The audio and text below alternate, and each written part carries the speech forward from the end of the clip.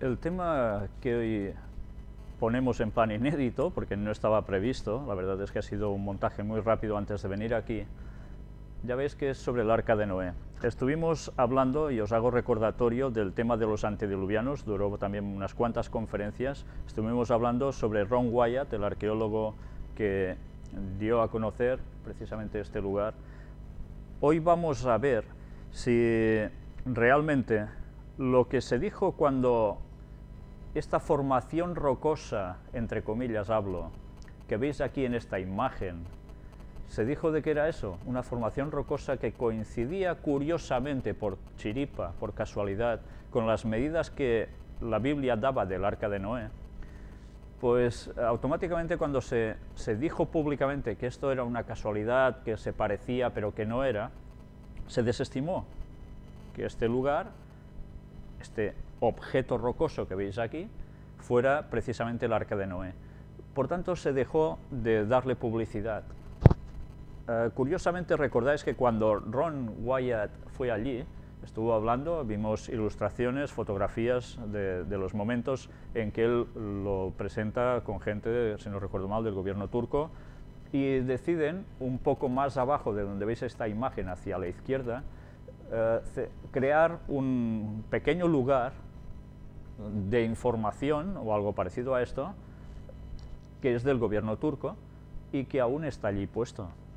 Pues bien, lo que vais a ver ahora es un poco, una serie de instantáneas, porque después os voy a comentar algo cuando terminemos de ver lo que estas imágenes nos van a mostrar. Vamos a empezar pasando un vídeo.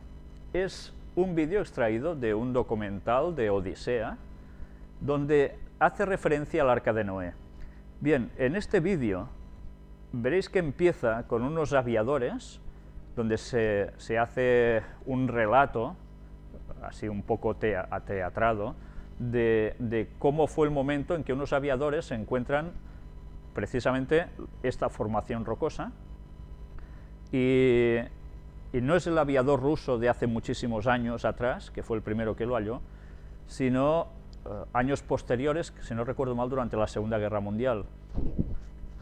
Vais a ver cómo nosotros vamos a sacar solo unas pocas instantáneas de este documental, unos pocos minutos, pero el documental, si lo siguieseis viendo, sí que tiene imágenes muy nítidas, muy buenas, pero terminan diciendo de que el diluvio no fue universal, que fue un cataclismo local, porque un mar se rompió una de sus paredes y bajó el agua, y en fin, todo quedó muy localizado, pero ya está.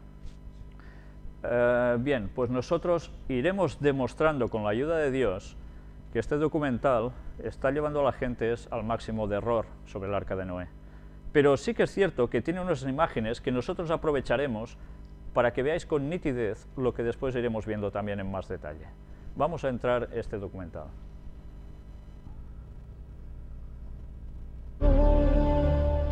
El Arca de Noé.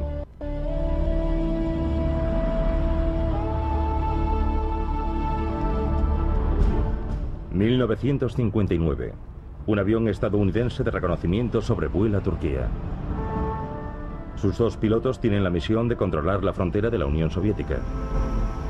La frontera se halla tras estas montañas, el Pequeño y el Gran Ararat. Es la época de la Guerra Fría. Durante el vuelo rutinario ven algo en tierra que les llama la atención. ¡El Arca! El piloto, el capitán George Schwinghammer, no daba crédito. Dijo a su copiloto que tomase fotografías. De las clases de religión recordaba que el monte Ararat era el lugar donde el Arca de Noé había tocado tierra. ¿Qué había descubierto Schwinghammer del Escuadrón 428 de vuelo táctico? Las fotos fueron reveladas de inmediato en el laboratorio. El capitán Schwinghammer se quedó atónito al ver la ampliación de las fotos hecha en el laboratorio de la base. Increíble. Lo que se veía en las fotos parecía el contorno de un barco gigante varado en la ladera de la montaña. ¿Había descubierto Schwinghammer el arca mencionada en la Biblia? Tengo la foto delante. La noticia se propagó como el fuego. Los titulares decían: el arca de Noé hallada en el monte Ararat, resuelto el misterio del arca. Turquía. Al este de Anatolia, no lejos del Mar Negro y de la región montañosa del Cáucaso, en la frontera con Armenia e Irán, se levanta el monte Ararat, de 5.165 metros de altura. Decidimos ir a la región montañosa del Ararat y comprobar por nosotros mismos lo que causó sensación y saltó a los titulares hace casi medio siglo. La búsqueda de los restos del Arca de Noé nos llevó a un valle, a una altura de 1.300 metros. El monte Ararat es un volcán extinguido. Sus laderas están cubiertas de escombros y piedras afiladas. De pronto vemos un contorno similar al del casco de un barco. La Biblia dice que el arca medía 300 codos de largo, 50 codos de ancho y 30 codos de alto. Es decir, unos 150 metros de largo por 25 de ancho y 15 de alto. Las medidas coincidían más o menos, pero pronto quedó claro que esta formación estaba hecha de arena y piedra.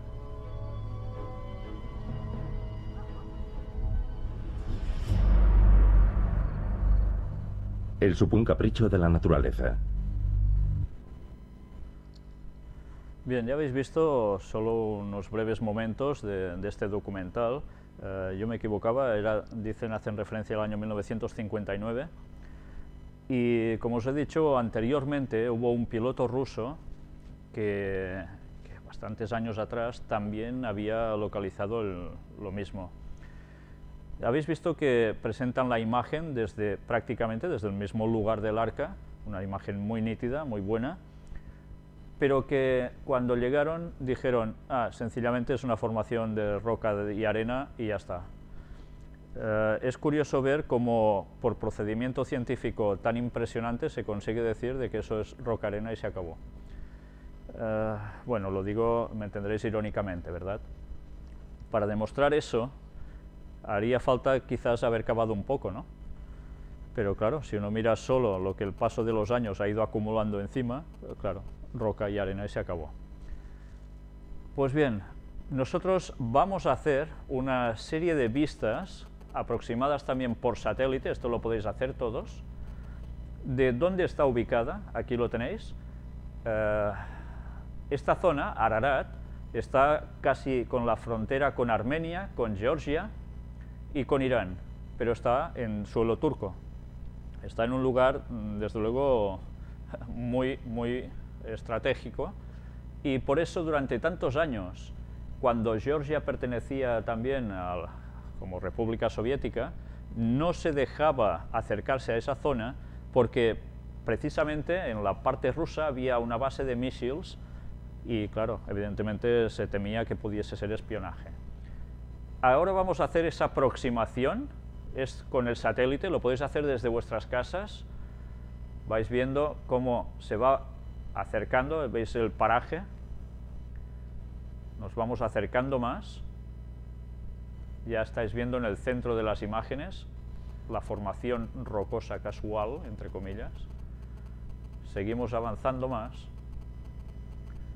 ya veis que no está muy lejos de un pequeño poblado.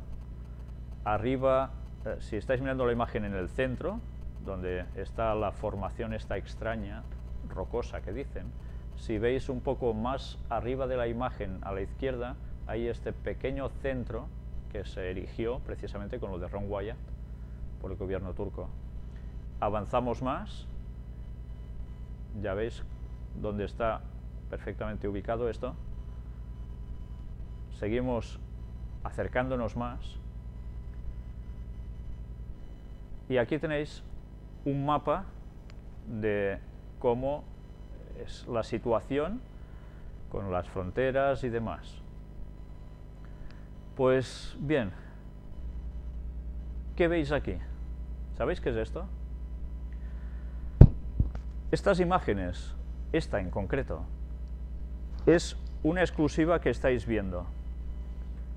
Evidentemente lo tenemos nosotros y la tiene la persona que tomó esta fotografía. Esto es una fotografía de escáner. No es una fotografía como cualquiera de nosotros que use una cámara fotográfica ve a hacer fotos a una montañita, sino que es de escáner. Esto quiere decir que viene a ser como una radiografía interna de un objeto. ¿Sabéis? Hay unas personas, un grupo de personas que incluso fueron entrevistadas por el pastor David Gates, que ya lo conocéis, que nosotros también estuvimos con él hablando y nos hizo una filmación para nosotros de unas declaraciones suyas cuando estábamos presentando el tema de los antediluvianos sobre Ron Wyatt. Pues precisamente este grupo de señores han ido a ese lugar y ellos estaban esperando un permiso del gobierno turco, no había llegado aún, pero fueron a ese lugar igualmente y durante 3 horas que estuvieron allí llevaron los últimos escáneres, la última tecnología en escáner, y fueron precisamente, ya lo veis, a un lateral de esa formación rocosa que dicen, y pudieron conseguir esta fotografía. ¡Qué bien! Yo no sé si veis en cualquier estructura rocosa por casualidad unos ángulos perfectos, como si fueran paredes, que veis que además en la parte superior se prolongan, haciendo un ángulo recto perfecto, como si fuese una cruz, para entendernos, y que además reposan sobre un piso, una superficie también. Si esto es una estructura de piedra y por casualidad toma esta forma, desde luego tenemos casualidades por fuera y por dentro. ¿Sabéis? Estos señores van a volver, si Dios quiere, en la primavera que viene a este lugar, y si Dios quiere, nosotros vamos a participar de esta expedición.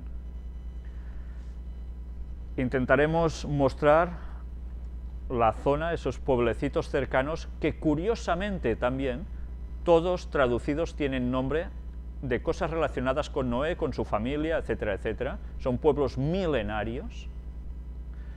Y si Dios quiere estaremos en esas excavaciones, al menos durante unos días, para transmitir, si puede ser también en directo desde allí, lo que se estará haciendo.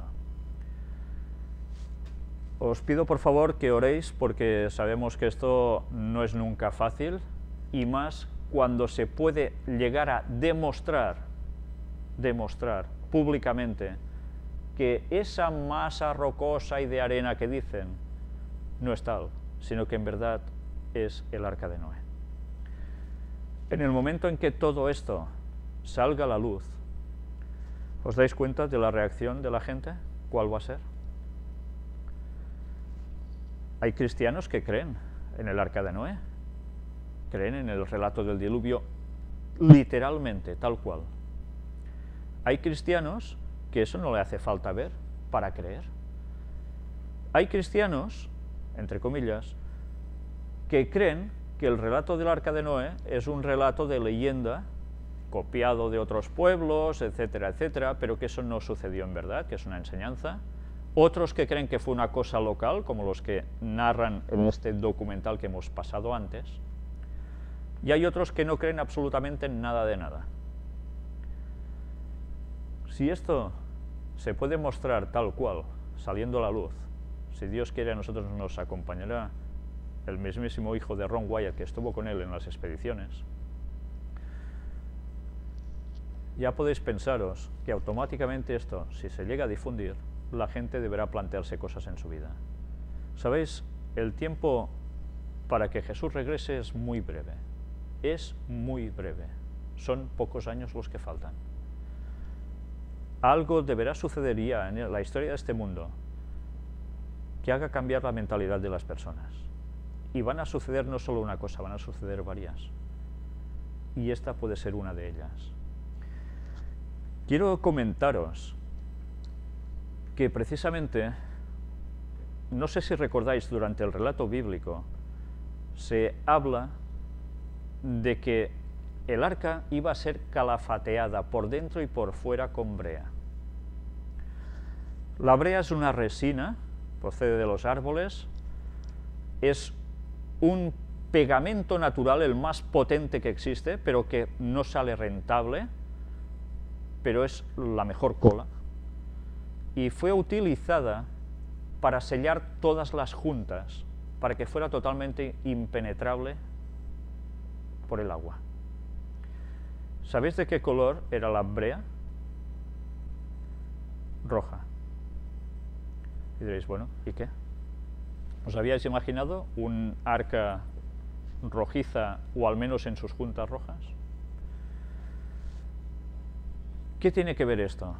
¿Sabéis? Hay algo que a mí me marcó mucho cuando estuvimos en contacto con la familia Wyatt y allegados, especialmente cuando nosotros, antes de la entrevista con la familia Wyatt, estuvimos hablando con la señora Jaslyn, la compañera de trabajo de Ron Wyatt, que trabajaba con él en el hospital, en la clínica, y ella hizo mucho hincapié en la sangre de Jesús. Estuvimos hablando cómo Ron encontró muchas cosas, y entre ellas sangre de Jesús, que mucha gente dice eso es una locura, no puede ser, etcétera, etcétera. Todo llegará en su momento, si Dios quiere, todo saldrá a la luz. Pero el significado del arca, con ese color rojizo, era una simbología de la sangre que también debía caer sobre el propiciatorio y que se derramó en la cruz por Cristo. Era la simbología de que solo la sangre de Jesús salvaba. Solo la sangre de Jesús salvó de ese diluvio, y Jesús aún no había nacido como hombre en Belén. Era una simbología de que salvaría de una destrucción. Bien, pues deberemos intentar coger un fragmento, que no va a ser fácil porque durita la maderita era, y poder examinar si realmente aún quedan esas muestras de brea allí. Una formación rocosa con brea difícilmente se va a encontrar, ¿verdad? Pues bien, esa puede ser una gran prueba, y eso deberemos buscar, si aún después de tantos años se puede llegar a comprobar. Sea como fuere, cuando veis aquí la escala, cómo está puesto todo, uno se da cuenta que una montaña, por casualidad, por dentro no va a ser así. Son demasiadas casualidades. Quizás estamos a las puertas de poder mostrar al mundo dentro de unos meses que la historia del diluvio no fue ninguna tontería y que es una advertencia para lo que viene dentro de muy pocos años. El mundo no va a ser destruido más por agua, aunque hayamos visto huracanes y tifones y tsunamis. El mundo va a ser destruido por fuego en la segunda venida de Jesús. Y solo habrá salvación por la sangre de Jesús, por quien haya aceptado a Cristo como su Salvador, como Noé había aceptado, creyendo en que sería salvo. Pues bien, esta era la pequeña parte que quería deciros, pero que, si Dios quiere, este tema nos va a llevar a otro que para nada puede dejar a nadie totalmente indiferente. Si el diluvio fue una salvación para unos creyentes, hubo unas pruebas de que eso iba a suceder, y hubo unos años que se sabían que iban a pasar hasta que llegara ese diluvio. ¿Sabemos algo de cuándo será el retorno de Jesús? ¿Podemos aprender algo de los relatos bíblicos del pasado para saber eso? Bien, de momento os dejo con la incógnita. Quiero que todos vosotros tengáis presente que la Biblia está para estudiarla en los escritos del Espíritu de Profecía de Ellen White también. Y orad mucho, oremos mucho y estudiemos mucho la palabra de Dios, porque vamos a encontrar cosas que nos van a sorprender y que van a cambiar el panorama mundial en muy pocos años. Y también, cómo no, nuestro propio sentir respecto a la segunda venida de Jesús. Pero bien, nosotros ahora aparcamos el tema aquí, Por favor, orad para que todo esto pueda ser llevado a cabo, porque esto no es cosa de poca monta, es algo realmente importante. Y ahora vamos a entrar, en unos pocos minutos, no podremos hacer mucho más hoy, en el tema de las puertas dimensionales, la parte ya número 25. Y vamos a ver unas noticias relacionadas con todo lo que hemos ido mostrando hasta ahora. Mujer dice haber ascendido al cielo después de ser apuñalada por su marido. Y bien, ¿qué podemos esperar ya de todo esto, no? Ya sabéis que una vez más, experiencias de este tipo que nosotros estuvimos mostrando, aún hay noticias que van saliendo al respecto, ¿no? Y vamos a ver incluso, bueno, aquí si queréis leeroslo, es bueno, una vez más de lo mismo. Fijaros, dice la voz me dijo, cálmate, te voy a dar la oportunidad de vivir y ser mi hija, pero antes de volver quiero mostrarle el paraíso y el infierno. En el cielo todo es hermoso, dice Gulia. Todo el mundo estaba feliz y que no tenían ninguna razón para ser infeliz. Tenía muchas ganas de quedarme, pero después fuimos al infierno. ¡Qué horror! La gente estaba horriblemente quemada. El ambiente era insoportable. Tan fuerte es la sed en el infierno que todo el cuerpo lo siente. Danos agua, gritaba la gente, pero no había agua para darles. Para saciar su sed pusieron piedras en su boca, pero no pudieron satisfacer su sed. Dios dijo, no hay agua aquí. Entonces el Señor me hizo sentir sed de tal manera que no sabemos en la tierra. Luego regresé a la tierra y volví al cuerpo y volvió a la vida, dice Gulia. De repente Gulia sintió sus manos, sus pies y volvió su voz. Ella se quitó el equipo de su boca y gritó a las enfermeras por agua. Estoy saludable, decía ella. Los médicos no creían lo que veían. Su hígado estaba completamente sano. Gulia llamó a Simeón y Fay para que vinieran a su casa. Aunque Gulia quería hablar de Cristo, estaba preocupada de convertirse en una cristiana, pero una noche ella le entregó su corazón a Jesús. Esa misma noche soñaba con repartir el Nuevo Testamento a la gente. Diréis, esto no puede ser del diablo. Esta señora es sanada milagrosamente. Ha visto lo que ha visto y además es preocupada para convertirse en cristiana y venga, se pondrá a repartir Nuevos Testamentos. Claro, qué bien engaña al diablo, ¿eh? Si se pusiese a repartir Biblias satánicas, evidentemente, todo el mundo diría, uy, qué mal rollo. Qué forma de colar mejor que meter parte buena dentro de una cuestión tan nefasta. Dile a esta señora que no ha visto el infierno de verdad. Dile a esta señora que no ha visto el paraíso de verdad. ¿Qué te va a decir? Yo he sido sanada. Ya veis cómo el diablo no se está quieto. Somos nosotros que seguimos perdiendo el tiempo. Él sabe el tiempo que le queda. Hombre asegura que estando en coma, Dios le habló y salvó su vida. Después de un atentado contra su vida, recibió 3 balazos y estuvo un mes en coma, asegura que murió, y vio a Dios en sueños, quien habló con él y le dijo que estaba sin vida. O sea, que él estaba muerto de verdad. Estas afirmaciones las mencionó como parte de su testimonio que dio en la iglesia cristiana Shalom en Colombia. En fin, más de lo mismo. El espiritismo está acampando por sus anchas y cristianos caen de 4 patas y ni lo saben. Todo por no escudriñar la Biblia a fondo. Diccionario del infierno en Biblioteca del Ecuador. ¿Qué es esto? En Quito, medio de la oscuridad y el silencio, permanecía uno de los libros más raros del fondo antiguo de la Biblioteca Municipal, informa el diario El Comercio. Se trata del Diccionario Infernal, en español Diccionario Infernal. Dentro de este peculiar tratado se puede encontrar la descripción en orden alfabético de demonios, magia, relaciones con el infierno, duendes, adivinaciones, libros negros, supersticiones y lo sobrenatural. Está escrito en francés por el demonólogo J. Collin de Plancy e impreso en 1863 en París. Ya veis si hace años que el asunto del espiritismo y del satanismo campa por sus anchas. Se desconoce en qué año ingresó a la biblioteca. En los registros de admisión la única información que se tiene es que en el inventario de 1915 el libro ya constaba en los archivos.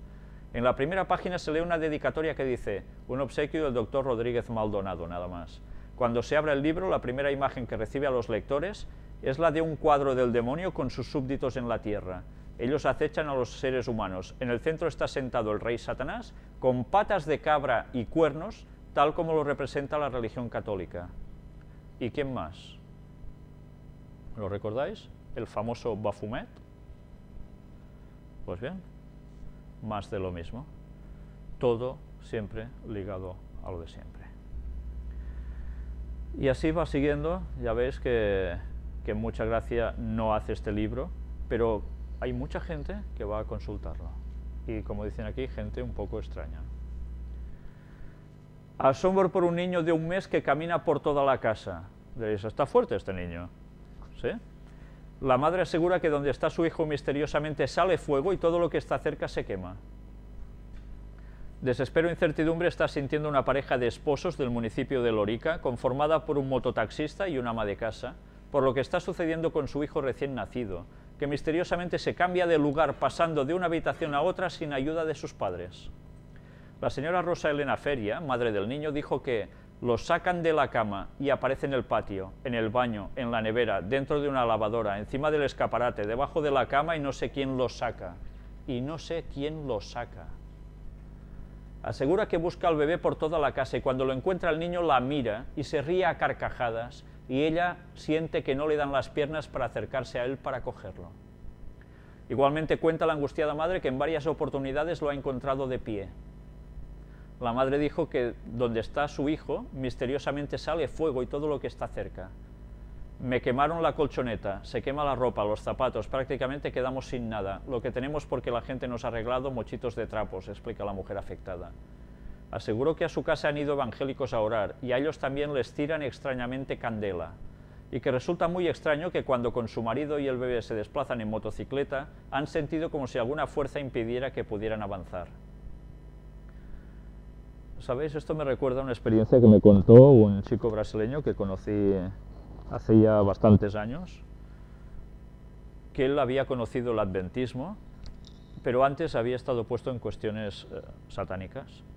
Y me contaba cómo precisamente a él una fuerza lo arrastró de una tienda donde él estaba de campaña, lo puso en pie y mientras él se resistía, como poniendo los pies en el suelo, y haciendo inclinación para no avanzar, esa fuerza lo iba apretando y apretando hasta llevarlo a un cierto lugar. Imaginaos qué situación, ¿no? Y no había nadie, al menos visualmente no había nadie. Pero bien, yo me creo esas cosas, porque sé que al menos este chico no me tomaba el pelo para nada, lo pude conocer bastante bien y sinceramente a veces puedes dudar de ciertas personas, pero de otras te quedan pocas dudas. Óscar Palencia, padre del bebé, manifestó que no saben el infierno que estamos viviendo nosotros con este peladito. Aquí se prenden las cosas y no sabemos ni quién las prende. El niño se para. A veces nos lo sacan del medio de los dos cuando estamos acostados.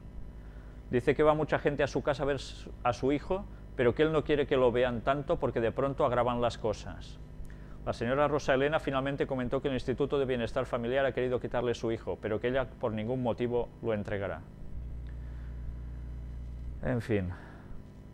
Bien, hay personas que luego cuando ven estas cosas dicen, esta señora está como una cabra, su marido también, esto lo hacen para tener popularidad, sacar un dinero y yo que sé cuántas cosas más. Bueno, yo sinceramente no lo sé, no he ido a verlo, pero desde luego estas cosas no son tan extrañas. Si recordáis la experiencia de un señor que nosotros tenemos conferencias subidas suyas llamado Walter Veit, es un adventista también que predica y expone temas bastante parecidos a lo que nosotros hacemos. No nos conocemos personalmente, pero él cuenta su mismísima historia y a él le nació una criatura endemoniada por situaciones de masonería y demás, con sus parientes, y a esa criatura nadie se le podía acercar ni en la cuna, porque salían despedidos los que se le acercaban, pero despedidos no porque les dijera a la calle, sino porque de una fuerza increíble los empujaba.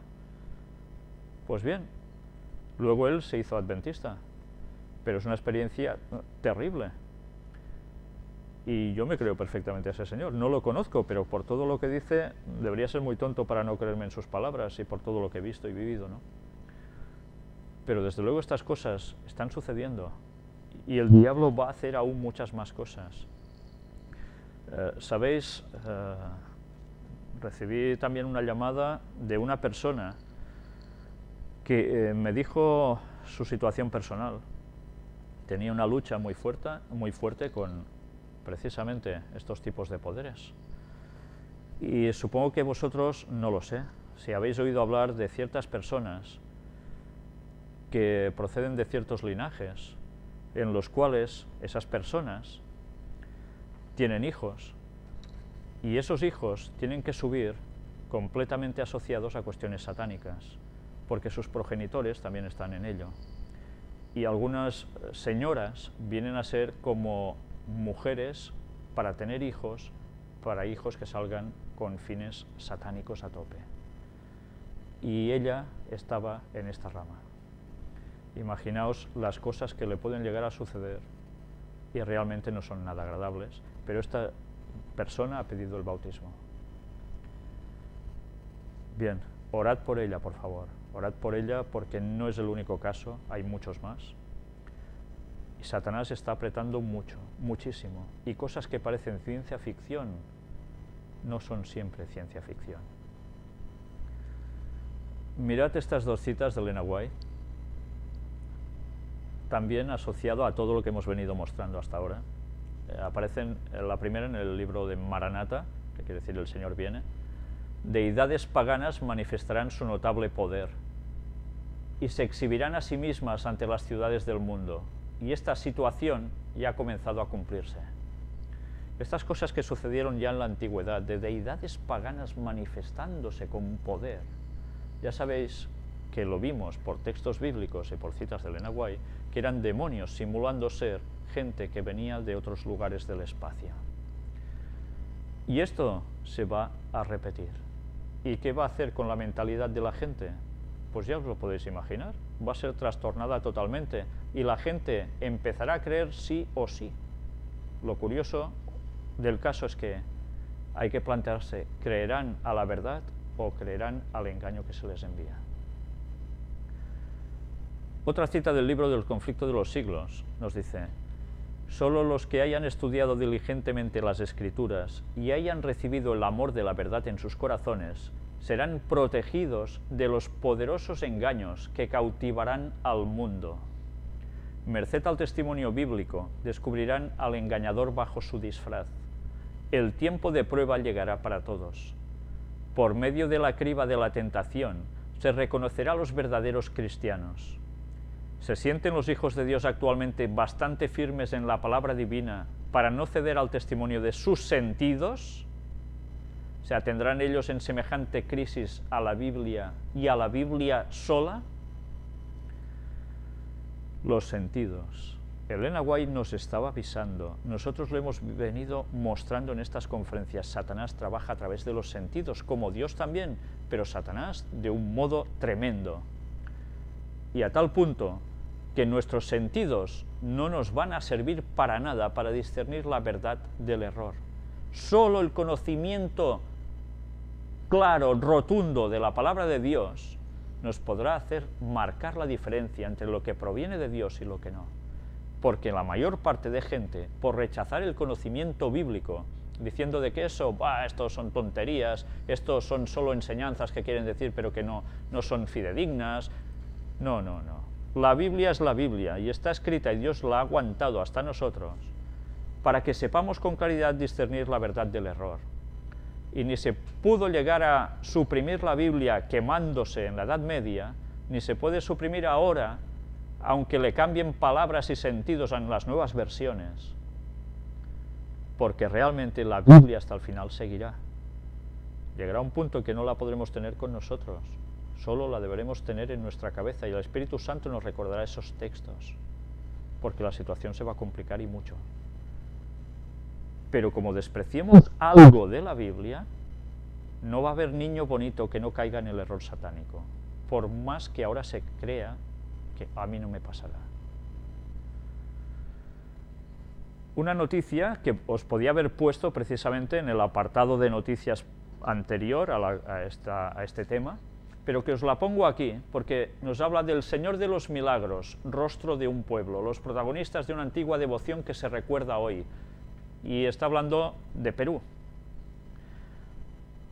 nos dice, otro protagonista es el célebre jesuita Padre Francisco del Castillo, quien durante el temblor de 1655 salió del colegio de San Pablo de la Compañía hasta la Plaza Mayor, exhortando a todos al arrepentimiento, repitiendo con los brazos extendidos, Lima, Lima, tus pecados son tu ruina. Sabemos que un año antes, en 1654, el Padre del Castillo había sido designado como lector de latín y obrero de negros y españoles. La misma tarde del temblor, fue a prestar auxilio a los necesitados y al pasar por la catedral comenzó a seguirle la gente, conocedora de su santidad y valimento ante Dios.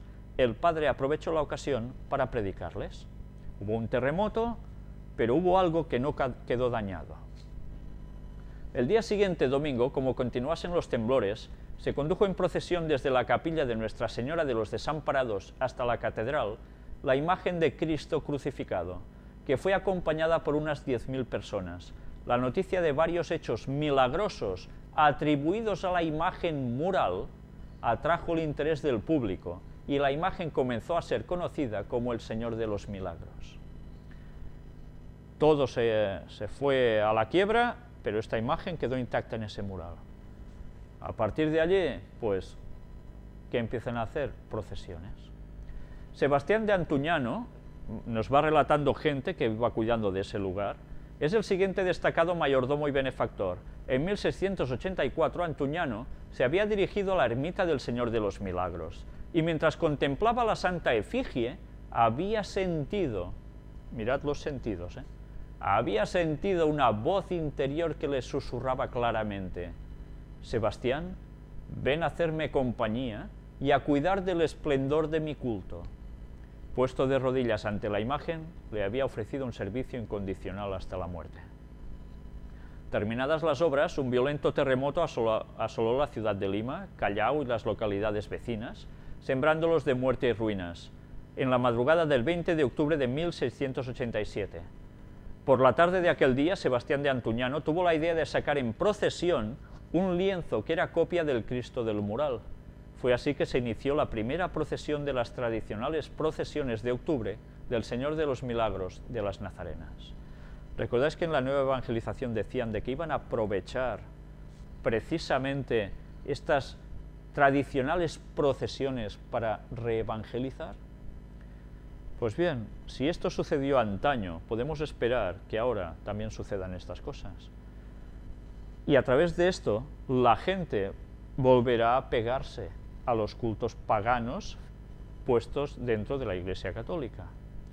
Y adorando cosas y haciendo cosas y sintiendo cosas que no provienen de Dios, sino de Satanás. Este señor, ¿alguien le diría que lo que oía no venía de Dios? Seguramente no. Él lo creyó y él hizo lo que hizo. Y ya veis los resultados de la intervención del diablo en una sola persona. A través de su influjo ya eran miles los que en comitiva adoraban todo esto. Ya veis cómo rápidamente a través de una persona se puede llegar a muchos más, tanto para el mal, pero también para el bien. O sea que allí debemos aprender nosotros también algo. ¿Yoga y Dios? ¿Puede ser el yoga una herramienta para acercarse a Dios? Las enseñanzas de Jung para muchos cristianos contradicen lo que afirman las Sagradas Escrituras, ya que el yoga es una antigua disciplina espiritual profundamente arraigada en la religión del hinduismo, en donde, con respecto a los cristianos, se tienen conceptos muy diferentes de Dios. Y aquí se nos habla precisamente, bueno, mirad un poco, ¿puede el yoga propiciar un encuentro con Dios? Según Winnie Young, fundadora de un Instituto Nacional de Yoga y profesora católica, afirma no solo que el yoga es una herramienta que sirve para conectarse con Dios, sino que además testifica que su constante práctica la ha ayudado personalmente a acercarse a Cristo. Según un artículo publicado en el diario Times en África del Sur, Winnie Young, de 96 años de edad, ha dedicado gran parte de su vida a enseñar yoga y su relación al cristianismo. Vamos, como si la tuviera, ¿no? En 1975, Jung fundó un Instituto Nacional de Yoga y comenzó a enseñar a sus estudiantes que las personas erróneamente piensan que el yoga es una religión, cuando en realidad es una herramienta que los puede ayudar a conectarse directamente con Dios. ¿El yoga y el cristianismo son compatibles? Las enseñanzas de Young para muchos cristianos contradicen lo que afirman las Sagradas Escrituras, ya que el yoga es una antigua disciplina espiritual profundamente arraigada en la religión del hinduismo, en donde con respecto a los cristianos se tienen conceptos muy diferentes de Dios. En el libro de Watchman Expositor, el término yoga, según la tradición, yoga significa unión, la unión del jiva, el yo transitorio, finito con el Brahman, yo eterno, infinito.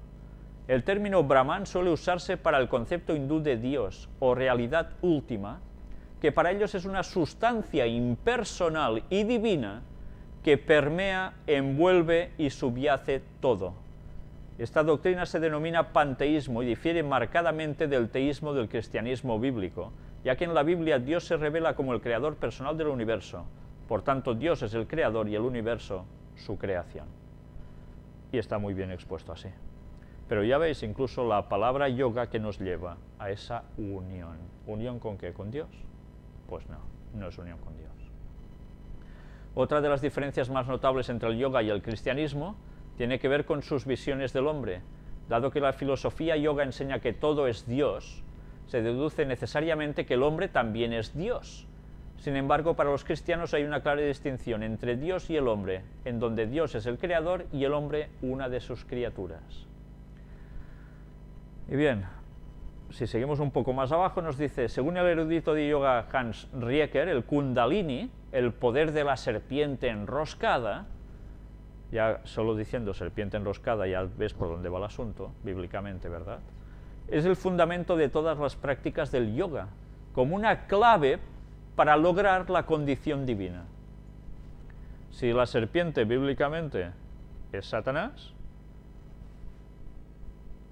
como simbolismo, ¿qué podemos esperar entonces de esto? Y tomando como base este pensamiento, algunos cristianos piensan que no se debe practicar el yoga, puesto que no es casualidad que la serpiente enroscada del yoga prometa alcanzar la misma divinidad que prometió la serpiente antigua, la cual engaña al mundo entero, según Apocalipsis 12:9. La misma que en el Edén dijo a Adán y a Eva que al comer de la fruta prohibida serían como Dios. En una conferencia promovida por el Ministerio de Resurgence, el pastor Liev Moy hablaba acerca del panteísmo, y una de las personas que se encontraba en el público le preguntó si ¿puede el cristiano hacer yoga? La respuesta de Moy fue la siguiente: si el cristiano lo hace solo por ejercicio, sin pensar en la espiritualidad que se busca en el yoga, es permitido.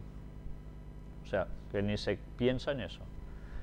Con respecto a esta misma pregunta, pero en otra ocasión, el Dr. John MacArthur de Grace Community Church expresó: si un cristiano siente que su fe es lo suficientemente fuerte, probablemente el yoga no tendrá ningún impacto en su fe.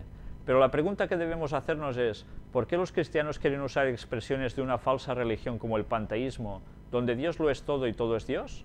Enfatizó MacArthur, quien recomienda que los cristianos no tienen que colocarse en una posición rara o vaciar su mente para tratar de liberarse del estrés, sino que deben leer la palabra de Dios para encontrar la paz que necesitan. Y la oración, por supuesto, con Dios. Desde luego no es nada recomendable hacer nada de yoga, porque todo está basado precisamente en estas técnicas para adorar a Satanás y sin saberlo. Insólito, enseñan yoga santo en una iglesia en Estados Unidos. Ya veis, ahora hay hasta yoga santo.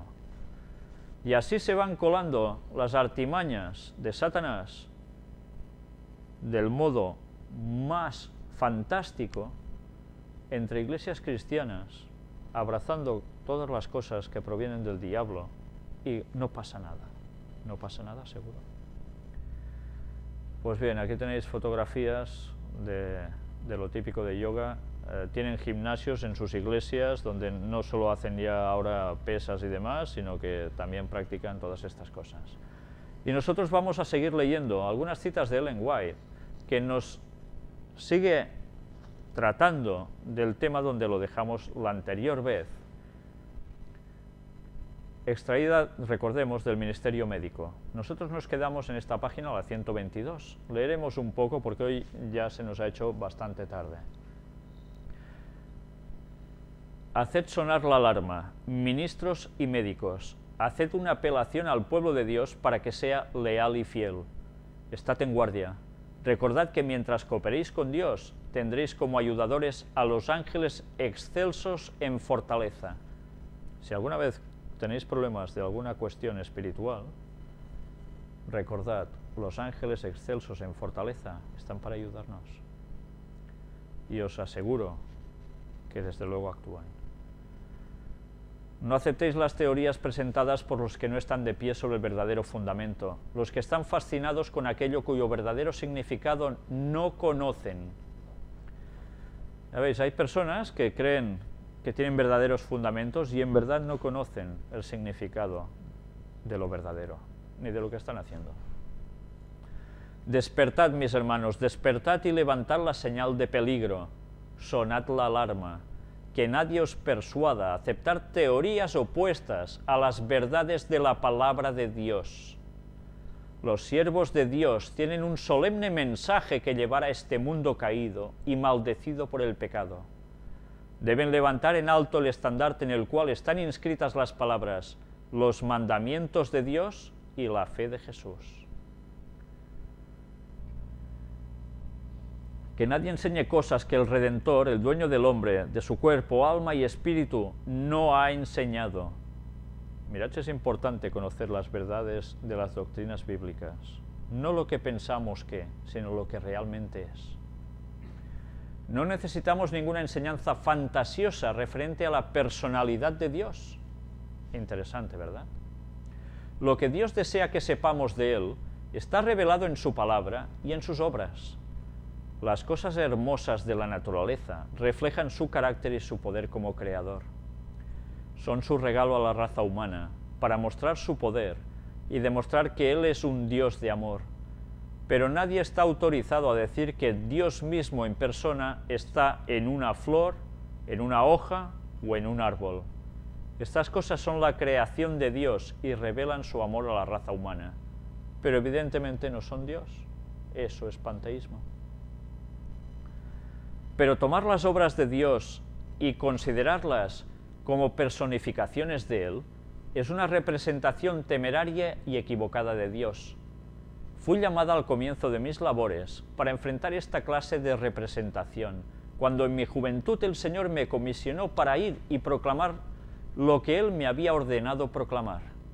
Era jovencilla entonces, Y mientras el Señor me dirija, debo ahora hacer lo que pueda para contrarrestar toda esa enseñanza y las teorías que llevan a tales conceptos. Los que abrazan estas teorías no saben a dónde se encaminan. Lo que necesitamos con más urgencia es un conocimiento experimental de Dios, como está revelado en su palabra. Tal conocimiento nos capacitaría para ver nuestra imperfección de carácter y nuestra ignorancia respecto a nuestro Señor y Salvador Jesucristo. Los talentos y conjeturas humanos han tratado de descubrir a Dios por medio de la investigación. Muchos han recorrido esta senda. El intelecto más alto puede utilizar su máxima capacidad en la elaboración de conjeturas referentes a Dios hasta que se desgaste. Pero el esfuerzo será inútil, y permanecerá el hecho de que el hombre no puede encontrar a Dios por medio de la investigación. No se nos ha dado la tarea de resolver este problema. Todo lo que el hombre necesita saber y puede saber de Dios ha sido revelado en la vida y el carácter de su Hijo, el Gran Maestro. Al aprender más y más de lo que es el hombre, de lo que nosotros mismos somos a la vista de Dios, temeremos y temblaremos delante de Él. ¿Nace el hombre como rey? Se subtitula esto. A quienes representarían a todo hombre como nacido rey, a los que no harían distinción entre los convertidos y los no convertidos, a los que están perdiendo su reconocimiento de su necesidad de Cristo como su Salvador, les diría: pensad en vosotros mismos y en vuestra vida durante el período de vuestra existencia. ¿Sería agradable o placentero para vosotros contemplar hecho tras hecho de toda vuestra vida pasada, a la vista de aquel que conoce todo pensamiento y delante de cuyos ojos las acciones humanas son como un libro abierto? Esto nos debería hacer pensar. Hago una apelación a todo el que esté comprometido en el servicio de Dios para que se coloque de lleno del lado de Cristo. Hay peligros a derecha e izquierda. Nuestro mayor peligro vendrá de quienes han levantado el alma a la vanidad, que no han escuchado las palabras de advertencia y reprensión enviadas por Dios. Al escoger tales hombres su propia voluntad y su propio camino, el tentador, vestido en túnicas angélicas, está junto a ellos listo a unir su influencia con la de ellos. Él les expone engaños de un carácter muy atractivo, los cuales ellos presentan al pueblo de Dios. Algunos de entre quienes los escuchen serán engañados y obrarán de modos peligrosos. El Señor llama. ¿Escucharán su voz los hombres y las mujeres? Él da la advertencia. ¿La oirán? ¿Escucharán el último mensaje de misericordia que se da a un mundo caído? ¿Aceptarán el yugo de Cristo y aprenderán de él su humildad y mansedumbre? Apartados sobre especulación concerniente a la personalidad de Dios. Vuestro conocimiento de Dios y de sus atributos ha sido mermado desde que empezasteis a especular con relación a su naturaleza y a sus prerrogativas. Automáticamente, cuando se entra en ese terreno, ¡pam!, eso sucede. La Iglesia está comprometida en una batalla que aumentará en intensidad acerca del mismo punto en el cual habéis sido desviados. Ya veis lo que estaba profetizando aquí Elena White. La Iglesia pasaría por un momento repitiéndose de algo que había sucedido antes.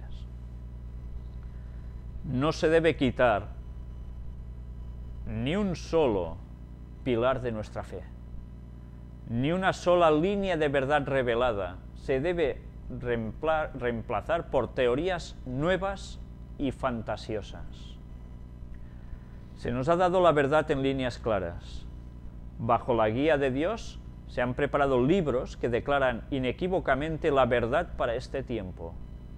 Si no creéis estas evidencias, tampoco creeríais si alguien fuese levantado de la muerte. Debéis hacer una obra cabal de arrepentimiento. Allegaos a Dios en humildad y contrición. Debe haber un obrar armonioso entre el pueblo de Dios. En armonía, todos diciendo lo mismo y juntos.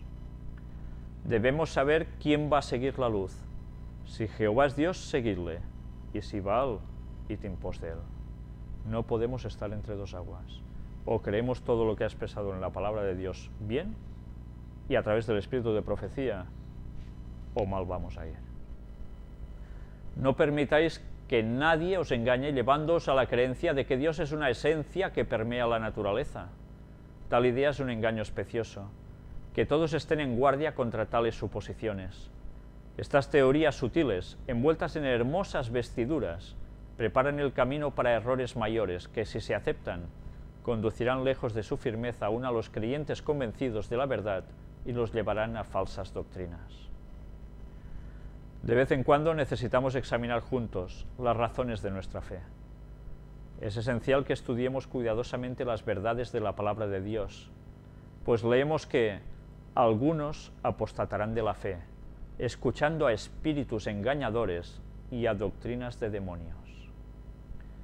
Es interesante que sepamos discernir cuál es la doctrina de Dios y cuál es la doctrina de los demonios, porque sutilmente podemos caer en ese error. Estamos en grave peligro cuando consideramos en forma liviana cualquier verdad, pues entonces la mente está abierta al error. Debemos ser conscientes de cómo y qué escuchamos. No necesitamos tratar de entender los argumentos que ofrecen los hombres en apoyo de sus teorías, cuando se puede discernir fácilmente que estas teorías no armonizan con las Escrituras. No hace falta darle vueltas y empezar a oír cosas que no cuadran con lo bíblico.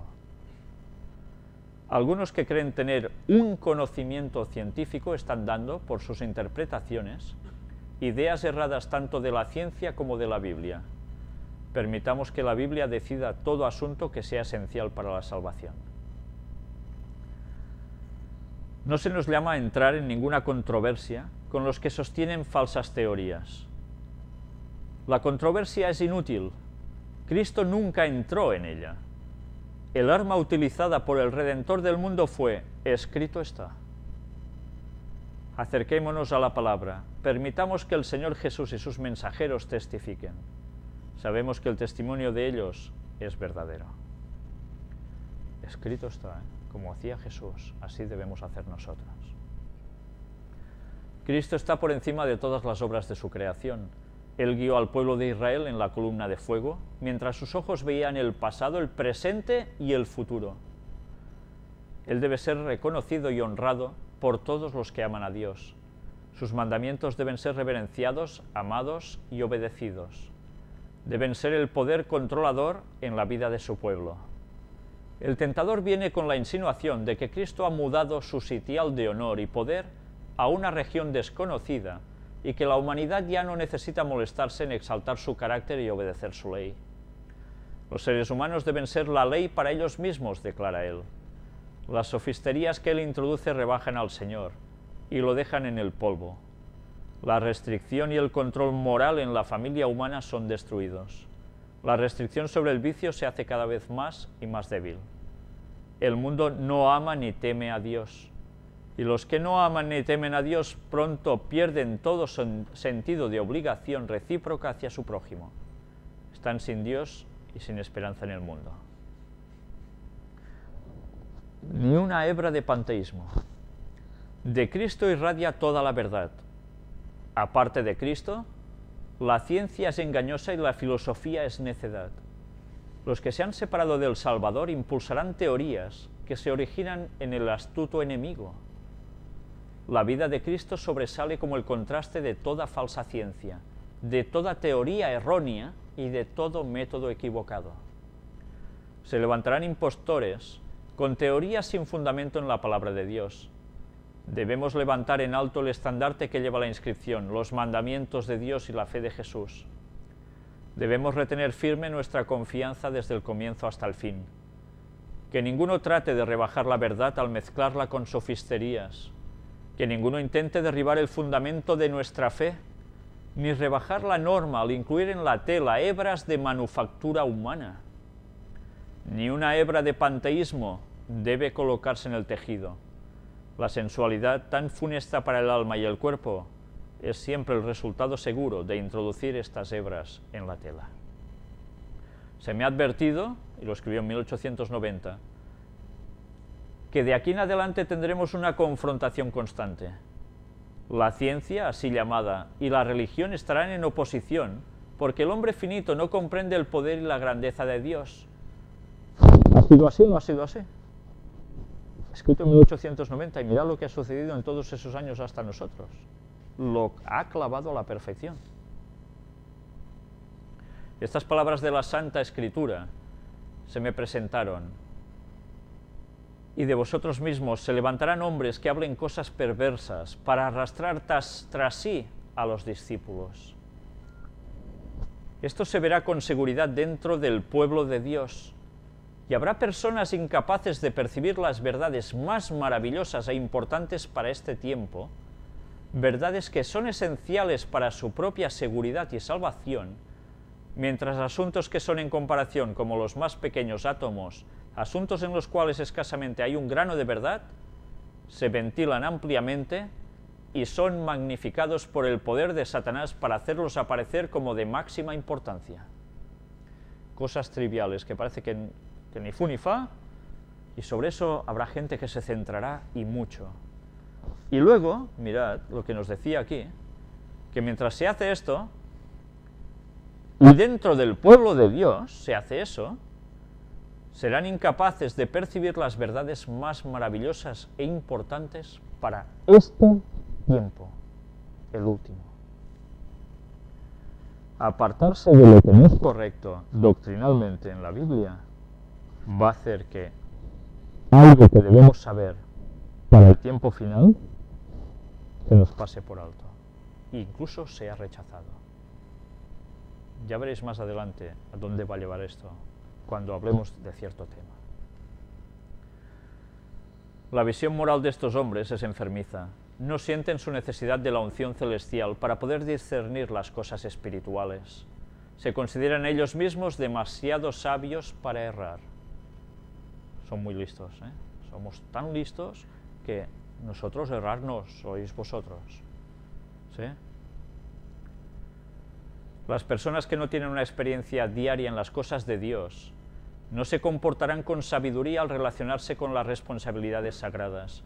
Tomarán equivocadamente la luz como si fuera error, y al error especioso llamarán luz, cambiando fantasmas por realidades y realidades por fantasmas, llamando mundo a un átomo y átomo a un mundo. Caerán en los engaños y las fantasías que Satanás ha preparado como trampas escondidas para atrapar los pies de los que piensan que pueden caminar en su sabiduría humana sin la gracia especial de Cristo. Jesús busca hombres que no vean a hombres como árboles que caminan, sino que vean todas las cosas con claridad. Hay un solo remedio para el alma pecaminosa, y a menos que se reciba ese remedio, la gente aceptará un engaño tras otro hasta que se perviertan sus sentidos. No creer en las cosas correctas. Estáis viendo de cómo nos habla de la personalidad de Dios. ¿Quién es Dios? ¿Cómo es Dios? Etcétera, etcétera. Todo el capítulo va de eso. Y ya veis lo que nos dice si tenemos conceptos equivocados sobre la divinidad. Iremos entrando de un error a otro sutilmente hasta que Satanás llegue a pervertir nuestros sentidos. En el momento en que pasa eso, la verdad y el error no serán discernibles. Se llamará luz a las tinieblas y tinieblas a la luz. Casi nada la advertencia que nos estaba diciendo. No se puede separar la moralidad de la religión. La tradición conservadora recibida de hombres educados y de escritos de grandes hombres del pasado no son en lo mínimo una guía segura para nosotros en estos últimos días, porque la gran batalla que está delante de nosotros es de tal naturaleza como el mundo nunca ha visto. Los hermanos que en el pasado no han hecho su parte en esta obra deben actuar con una precaución mucho mayor en relación a lo que aceptan y a lo que rechazan. Necesitan profundizar mucho más de lo que les permitiría su conocimiento espiritual limitado o de lo que sus hábitos y opiniones presentes los guiarían a hacer. Todo esto necesita ser reformado. Ni uno de nosotros está seguro, ni siquiera con la experiencia pasada en la obra, y ciertamente está menos seguro si no la ha tenido, a menos que viva como viendo al invisible. Todos estamos en peligro. Debemos actuar diariamente y hora tras hora guiados por los principios de la verdad bíblica, justicia, misericordia y el amor de Dios. El que desee tener poder moral e intelectual debe obtenerlo de la fuente divina. Debe inquirir en todo punto antes de tomar cada decisión. ¿Es este el camino del Señor? Consultad a la razón santificada y a una buena conciencia con la Biblia abierta ante vosotros. Vuestro corazón debe ser movido, vuestra alma tocada y vuestra razón e intelecto despertados por el Espíritu de Dios. Entonces los santos principios expuestos en su palabra otorgarán luz a vuestra alma.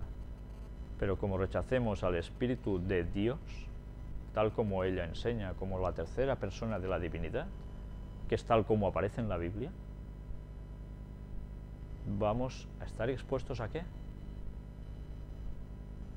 A todo lo peor, al error. Os lo digo, mis hermanos, nuestra verdadera fuente de sabiduría, virtud y poder está en la cruz del Calvario. Cristo es el autor y consumador de nuestra fe. Él dice, separados de mí nada podéis hacer.